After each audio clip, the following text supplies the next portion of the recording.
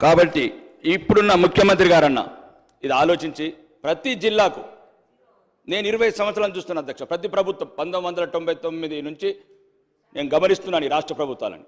ఎవరు వచ్చినా fab city అంటారు, ఔటర్ రింగ్ రోడ్ పక్కన ల్యాండ్ కావాలంటారు. ఎవరు వచ్చినా చందన్పల్లి అమెజాన్ క్యాంప్ కావాలంటారు. ఎవరు వచ్చినా షాద్నగర్ కావాలంటారు.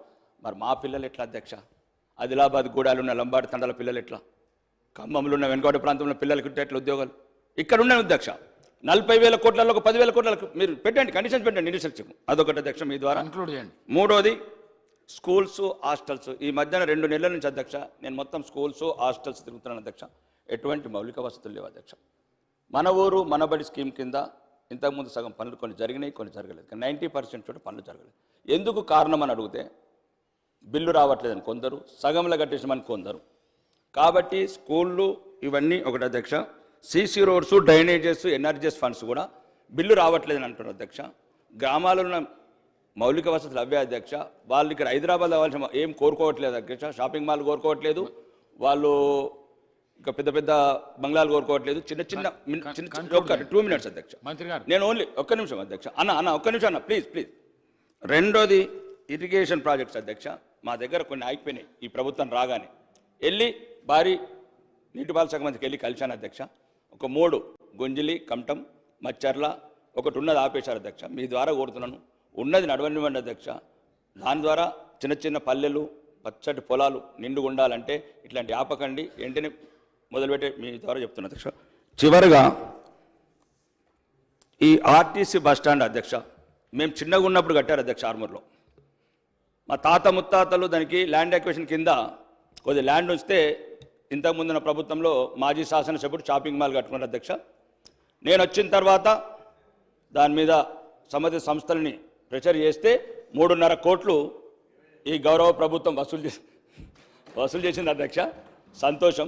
నేనేమంటున్నానంటే ఇంకా 8 మొత్తము 3.5 కోట్లు, ఇంకా 4.5 కోట్లే అధ్యక్ష.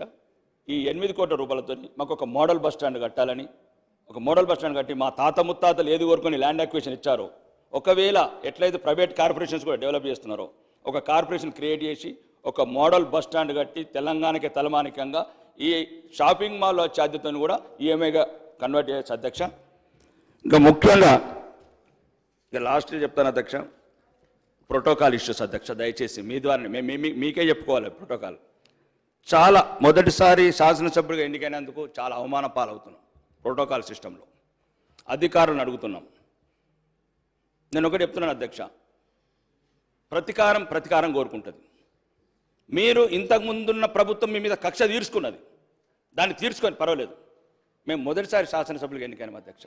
ఒక్క నిమిషం అధ్యక్ష నేను చెప్తున్నాను. ఒకవేళ మీకు అట్లా అనిపిస్తా అక్క నేనేమంటున్నా అంటే మేము మొదటిసారి వచ్చినాం, మా మీద పగబడితే ఏమొస్తుంది అధ్యక్ష? మహాత్ముడు కలలు గన్న గ్రామ స్వరాజ్యంలో నా నియోజకవర్గంలో 40 గ్రామ పంచాయతీలు లేవు అధ్యక్ష. 40 గ్రామ పంచాయతీలు లేవు. కడతానని తిరుగుతున్నాను, టైం ఇవ్వరు. అంటే నేను చెప్తున్నాను, నేను నా సొంత ఏం కాదు, హైదరాబాద్ సంబంధించి కాదు, కోటేశ్వర సంబంధించి మాట్లాడతాను. గ్రామాలలో మౌలిక వసతులు అధ్యక్ష. ఒక్క నిమిషం. ప్రోటోకాల్ పరంగా మమ్మల్ని గౌరవించమని కోరుకుంటున్నాను అధ్యక్ష, గౌరవ శాసనసభ ద్వారా మీ ద్వారా. ఎందుకంటే చాలా చోట్ల అవమానాల పాలవుతున్నాము, ప్రజలకు చెప్పుకోలేకపోతున్నాము. గౌరవ ముఖ్యమంత్రి గారి ద్వారా కూడా కోరుకుంటున్నా, మాకు తగిన గౌరవం ఇవ్వండి. ప్రజాప్రతినిధిగా, ప్రజల ప్రతినిధిగా గౌరవం ఇవ్వని కోరుకుంటున్నాను అధ్యక్ష. ఈ అవకాశం మీరు ఇచ్చినందుకు ధన్యవాదాలు అధ్యక్ష.